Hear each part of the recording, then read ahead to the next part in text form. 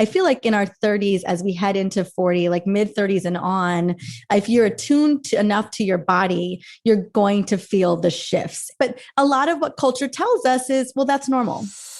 If you want to live like you matter, ditch the pills, look great, and feel freaking amazing, you're in the right place. I'm Dr. Wendy Trudeau. I'm Dr. Ed Levitan.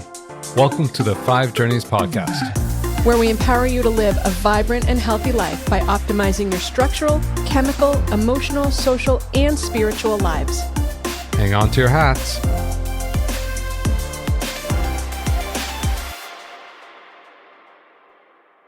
Our guest today is Dr. Mariza Snyder. She's a functional practitioner, women's hormone expert, and the author of 8 books. The newest book, The Essential Oils Menopause Solution, focuses on solutions for women in perimenopause and menopause. And the #1 best-selling book, The Essential Oils Hormone Solution, focuses on balancing women's hormones naturally. She's been featured on Dr. Oz, Oprah, Fox News Health, Mind Body Green, and many publications. Dr. Mariza is also the host of the top-rated Essentially You podcast, designed to empower women to become the CEO of their own health. Hi, Mariza. We are so excited to have you here. Thank you for joining us. Yes, I'm so happy to be here. Thank you for having me. I can't wait to talk about everything. Like always, yes. So first off, how did you get into perimenopause as your thing and women's hormones? Such a good question.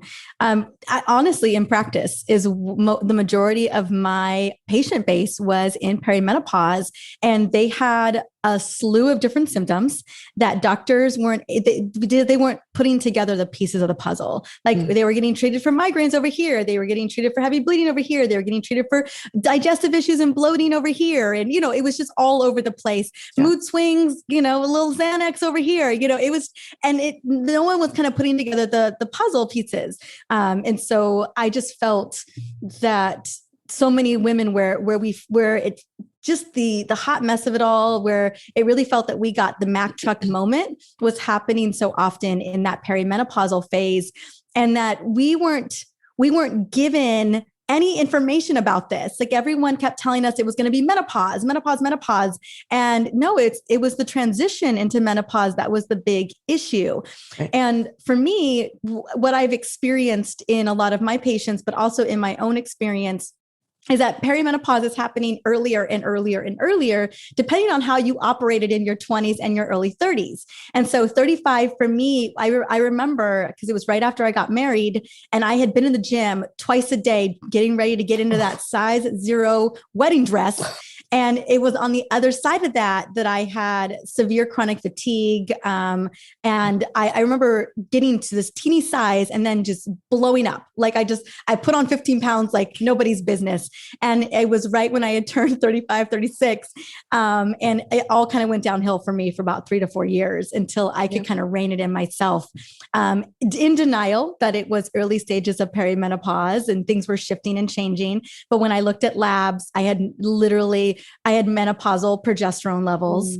I had severe estrogen dominance, and cortisol was just out of control. And so I found myself in the same predicament that a lot of women felt themselves in their early 40s, and thought like, there's something that we need to uncover here. I think that kind of the second Mack truck for me was the diagnosis for Hashimoto's thyroiditis. I was holding on extra weight, my eyebrows, and I had symptoms. There was a little bit of, because it was under the surface, right? Mm-hmm. My thyroid levels looked great. It was when I ran the TPO antibodies that I was like, oh, there they are. That's what's going on. There it is. And I remember I was 30 years old. So we were thinking about getting pregnant. We just come back from a month-long trip from Italy. And so we had come back and I was like, okay, we got the trip. I got to do my wine. I'm ready to do the whole pregnancy thing. And it was that month where I just knew I needed to look deeper into what was going on. And sure enough, it was Hashimoto's thyroiditis. And so I took a full year off of thinking about pregnancy I needed to get myself into remission. So we went on an autoimmune protocol for 6 months. I did. And my husband is always usually on the train. And we just cleaned every everything up. And I spent that year really priming my body to get ready to get pregnant at 39 years old. And so I think that's when ran all the labs, looked at the Dutch labs, looked at everything. Progesterone wasn't where I needed it to be anywhere where I needed it to be if I wanted to get pregnant and maintain a pregnancy. And so I wanted to just spend that year of really, really cleaning a lot of it up. But as we were running labs and looking at everything, it was quite obvious to me that, in terms of numbers, that was perimenopause. And so that was a defining moment for me. Just the hill to climb to get ready to be healthy enough to what I would consider healthy enough to have a really healthy pregnancy, to set my fetus up, baby up for success, or even just to get pregnant. I didn't even know if I could get pregnant. Although I did all the work that I felt was necessary. So that I would say it was 38, 39 was when I was really deep in that work of, okay, this is real. Like we gotta do something here. Lo and behold, I did get pregnant and had a miscarriage, and then got pregnant again about 2 months later, and maintained that protocol, that anti-inflammatory protocol, basically the entire time I was prepping to be pregnant, all the way throughout my pregnancy, up until probably around 6 months postpartum. I things slipped a little bit, around 7 months postpartum. It's hard being a mama. Yeah. A little dark chocolate here and there slipped in, but yeah, and what's really, I have felt my best since 39 on, and because I have really, really worked very hard, especially the food piece.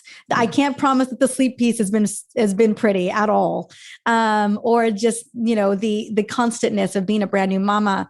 But the food and the supplementation piece, and as much self-care as I can get in, has been. So now I'm 42 and a half years old, still breastfeeding, still eating really, really healthy, doing the best I can, because that for me, besides managing the stress, having those pieces in place, the nutritional piece has been probably the biggest game change for me in this whole journey. I always say to people, like, you are what you eat. And the foundation of your health is your food, your gut health, your adrenals, your stress, your sleep, your relationships. That's the foundation. So if you're not attending to the foundation, it's really hard for the rest of the system to work. You alluded to that it's occurring earlier and earlier. And where I sit, looking at all the ways in which we're exposed to toxins and hormone disruptors, that because it's become so much just a part of our lives, like nobody thinks twice about drinking the kombucha from a plastic bottle, or using all these beauty products that have endocrine disruptors. And those play a role too in women's hormone balance. And it's just piled on. And then you pile on the stress and maybe hypothetically over exercising. And here you are, like, it's messy. Toxic work environment and right? Trying to be super mom and Oh yeah, no, it's messy. You think about all the messy that starts in our 20s that we don't think about, because we still feel that level of resilience, right? Our testosterone levels are still rocking. Progesterone's probably where it needs to be. Estrogen, she's handling business, and she's getting checked over here. The sex hormones are humming and running. Our metabolic hormones, insulin, she's still sensitive. She's all right. She's okay. And then, and you can manage cortisol. You can stay up late. You can pull the all-nighters. You can mess up your circadian rhythms, whatever, your 20s, something, whatever. And you kind of and you can get your nails done every 2 weeks, and you can dye your hair all the fun colors, and it all just starts to add up. A decade or 15 years of this operating, you're going to start to see as your body pivots even a little bit, you're going to start to feel that shift. And depending on how you took care of yourself in those years, really is going to dictate what goes down in that 30 to 40 year mark. And it's just, it's a decade that I don't think we know that we need to pay as much attention to yet. It's invisible. Actually, it's invisible, I think. Yeah. Well, the challenge is coming off the teenage years where you know everything, right? Well, you're invincible. Yeah. And then 20. And then 20, everybody else is wrong. You can do whatever you want. You are invincible. And then you hit 30 and then 40 and Then you start thinking. And you're invisible. The invisible, Yeah, invincible, yeah, and invisible. I think, I think women are younger and younger too. Like I see women struggling in their 20s, and we see symptoms of PCOS earlier because insulin resistance is happening. We see irregular periods, we see mood swings. And I think we're starting to see an inkling of a little less resilience even in our 20s. But I feel like in our 30s, as we head into 40, like mid 30s and on, if you're attuned enough to your body, you're going to feel the shifts. And things are happening. Testosterone is dropping precipitously. Progesterone is starting to drop precipitously. It shows up. It shows up. PMS symptoms are a little bit more. All of a sudden you wake up and you're not hopping out of bed. About that. You're just not hopping out of bed the way that you used to. You need a little more primer. You're drinking more coffee in the afternoon. Like those are the types of things we start to notice. But a lot of what culture tells us is, well, that's normal.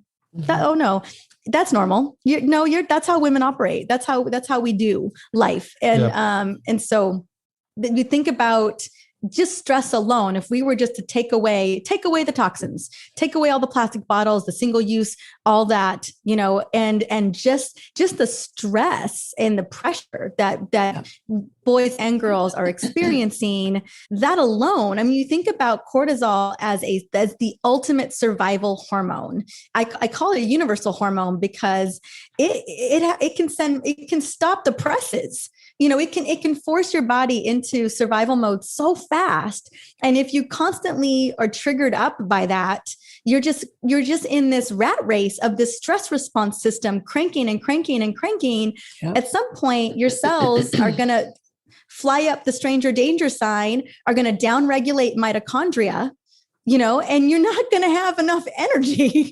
Your body's going to be like, I'm going to preserve. This is scary. I don't want to do this no more. And that's what happened with me. And at the time it was potentially adrenal fatigue, but what I know now is it was mitochondrial downregulation at 30 years old. So how do you tie this into hormones? Because the people who are listening, can you put the bridge from cortisol and overuse and mitochondrial stress and tie it into how that impacts women's hormones in perimenopause? Because the thing that I always say to people is sex or stress. You can't have both. If you're going to have stress, you're not going to have both. No, you can't have both. You got to choose one. And apparently, and you don't want to have both, by the way. You don't even want to have both. Who wants if you to are handling the business of family and emergencies and obligations, there's no time to wind down for that. No. And also there's no testosterone left anyway. So, so can you draw the bridge for people? Because, you're looking at it, you see it happen earlier and earlier. And we see the lab values in it too. So what does stress do? And what's up with perimenopause? Absolutely. And I can break all that down. So you can imagine, stress is a cascade system that happens in the hypothalamus, right? That happens with our amygdala. Stranger danger part of the brain sends a message to the hypothalamus. The hypothalamus says, adrenals, crank the corticosteroids, please. And so norepinephrine, epinephrine go, and then cortisol follows in suit. And then a slew of things have to happen in the body, right? Our muscles are releasing glycogen, or leveraging glucose. The liver's releasing glycogen. The digestive system shuts down. Your thyroid gets cranked up because we need more metabolic energy. And basically, when we're in that state of stress, the one thing that doesn't need to go down is reproduction. So we shunt that off as well. That has a profound impact on our cycle. Specifically, it has a profound impact on progesterone levels. Mariza, let me just jump in here, because one thing that you're saying, I really want to highlight for the listeners that people say to me all the time, well, I'm not experiencing stress. I'm like, yeah, you are.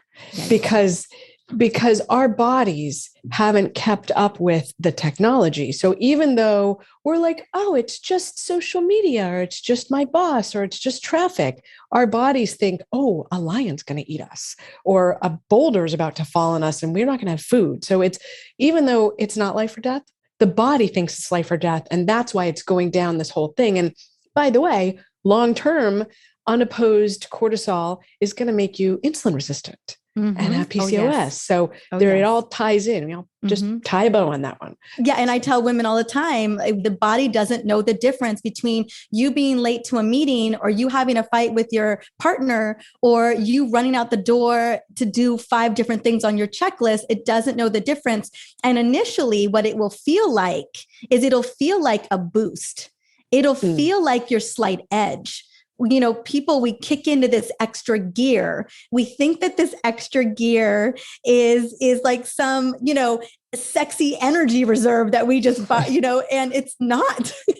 You're literally borrowing against yourself. And over time, it feels good initially. That's why I always say you can become addicted to it. You can become a stressaholic, and you can just leverage it just a little bit. But over time, you're just wearing and wearing and wearing on the system. So you're not only are you wearing on a cellular level, you're wearing on a metabolic level where not only are you causing holes in the gut, not only are you causing insulin resistance because the body really thinks it needs to leverage that excess glucose that you need to get the muscles running, to get your heart beating, to get your respiratory system running. And over time, you can imagine you keep whipping the horse, it's going to fall down.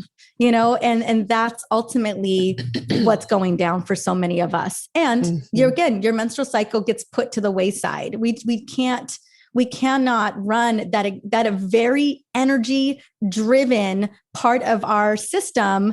You think about how much energy it requires to run our menstrual cycle every single month, to ovulate every single month, right? The main event. It is such an energy producing process that if we have to siphon energy from somewhere, that's going to be one of the places that we siphon energy from. So can you talk about estrogen dominance? And then I have to talk about beta glucuronidase because it's like my thing. Oh, yeah, absolutely. Absolutely. It's such a major connection to this, to this piece, with just naturally, whether we like it or not, precipitously, we're going to lose progesterone. She's and it's the hormone we took for granted.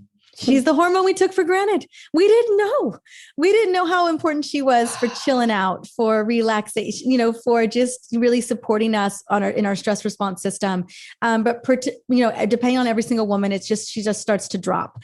And so naturally it's going to occur that we're going to have unopposed estrogen. You've got an angry liver, you've got an angry gut. It's going to lend to more of that unopposed estrogen, due to our, phase 1, phase 2, phase 3 detoxification pathways are just not running like a fine-tuned machine. Right. And so I think the big message, if anything, besides that foundation of nutrition, I really want to emphasize is feed the gut, protect the liver.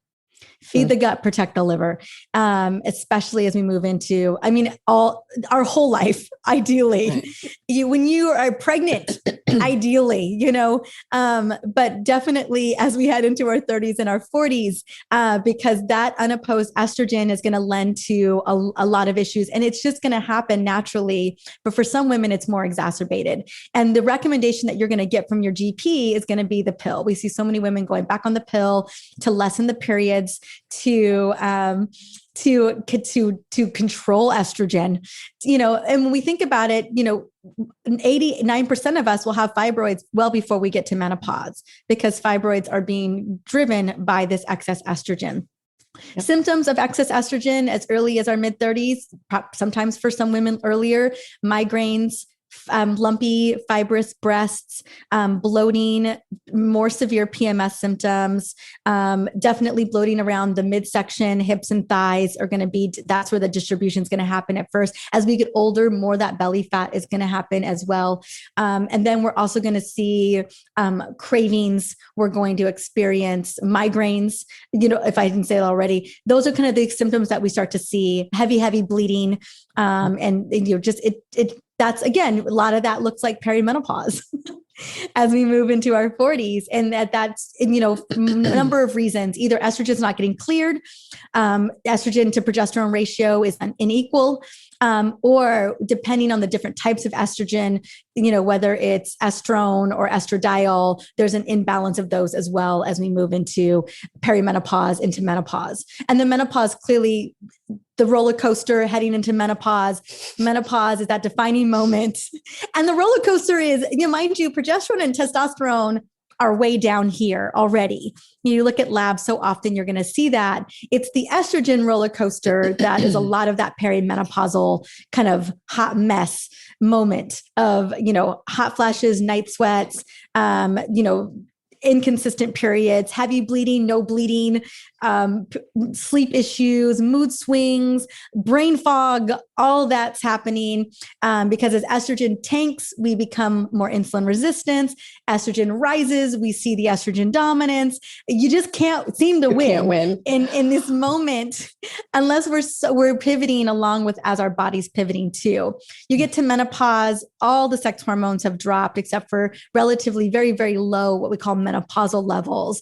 And the crazy storm, the roller coaster storm of estrogen surging and dropping and surging and dropping is now it's dropped. And so you can feel physiologically, we're most like men at this point because those sex hormones and our cycle has been put to the wayside. And so there's some things that we can do in menopause that would have been harder for us to do in childbearing years or perimenopause because we always had a cycle to consider. So my favorite part about everything you talked about is the excretion of estrogen. So let's back up for some of the listeners. Absolutely. Hormones can be a toxin, which is why they're so important for us, because as your body's trying to get rid of them, you take it from what it is. Phase 1 makes it more toxic, a toxic intermediate. And then in phase 2, you bind it to, in the case of hormones, you bind it to a methyl group, which makes it water soluble, and you put it into your gut to poop it out. That is the ideal thing that happens. Now, in dysfunction, it can happen anywhere. So you can have dysfunction that happens at phase 1, although most people are really good at phase 1. Then you can have dysfunction because phase 2 is slow. So your body's smart. You don't want to have these toxic intermediates hanging around. So where do women put them? Women put them in their fat. Yes, they do. You got to put them somewhere. Fat. So we put it in our fat. Yes, and then the women's like, I'm gaining fat. I'm like, I know, because you got a hormone issue. So in an ideal world, you bind that to a methyl group, but people like me with 2 MTHFR copies aren't the best methylators. So I'm a crappy methylator. So here now you have all these toxic metabolites of estrogen sitting in the fat. Now, say you got the estrogen to go down phase 1, phase 2, you bound it, you stuck it in your gut, and now you're constipated. And you have beta glucuronidase, which is produced by inappropriate bacteria in your gut, hanging around, and their job is to separate that estrogen from the methyl group. Yes, they are. Separates the binder, right? And then it's no longer water soluble. It goes back in your bloodstream, and your body's like, dude, I already dealt with you. You're going into timeout again, back to the fat. So this cycle of unopposed estrogen and inappropriate levels, and this imbalance in estrogen leads to fibroids. And I have to tell you, do you remember that I had a 4-centimeter fibroid with our first kid? And then by our second kid, it was a little bit smaller. And by our third kid, it was like a centimeter. And by the fourth kid, they were like, you don't have a fibroid. I was like, I have a 4-centimeter fibroid. It's gone. So this stuff's reversible, but it takes time. It does take time. And it takes it was so much work. So what are the do you have like a top 3 to 5 things that people should do to feel better, I guess, get out of the rat race? What are your kind of top 3 to 5 recommendations that people can start today? Yeah. Wake up in the morning, drink a big glass of water with lemon. Wake up in the morning, drink a big glass of water with lemon. Before you drink your coffee, before you drink your tea, you do that. And you go and you step outside for a minute and just help your cortisol, help your mitochondria, help that a cortisol awakening response to actually kick in, get sunshine so you can prime up those mitochondria. Get out in the sunshine first half hour. I'm not telling you to go walk outside. I'm not even telling you, I just want you to be in that sun to help prime up those mitochondria. If you're drinking coffee or drinking tea, please swap sugar out for cinnamon. Just do that. Just swap. Cool. Love Okay. that. Get rid of that It's a great sugar spot. out the gate. Walk after meals. And if it's going to be any meal, it's going to be walking after dinner. Walk after dinner. Probably the most underrated thing that you can do for yourself is walking after dinner or walking after any meal. Get in where you fit in. We walk multiple times a day. We just get in where we fit in. We load the baby in a stroller and we're out of there. And he loves it. He loves waving at everybody. The other thing I recommend is get Headspace, get a mindfulness app, get a meditation app. I'm talking 5 minutes. 5 minutes. Program your phone. This is so great because there are all these apps, but program your phone 3 times a day. And when that goes off, because most times you have no idea that you're in a stress response mode. It's so under the surface. It's so insidious the way that it just runs your life. But have 3 to 4 times a day where your phone goes off, shake it out, shake that energy out, shake the cortisol out, shake it out, or do a 3 minute, 4 minute, 5 minute, just floss your brain so that you're less triggered and you're less stressed. Over time, you're going to create different tracks where you become more resilient. And then the other thing is to, if there's anything in terms of loving up that gut and protecting that liver, is eating as many green leafy bitter greens as you can get into your diet, whether it's a green smoothie in the morning or whenever you break your fast, whatever you go, whatever happens. But try to get as many green leafies as possible into your diet to love up on that microbiome. And the very, very last thing I'm going to share is eat 3 hours before dinner. Eat 3 hours before dinner because your brain needs to brainwash and literally clean up the amyloid plaque.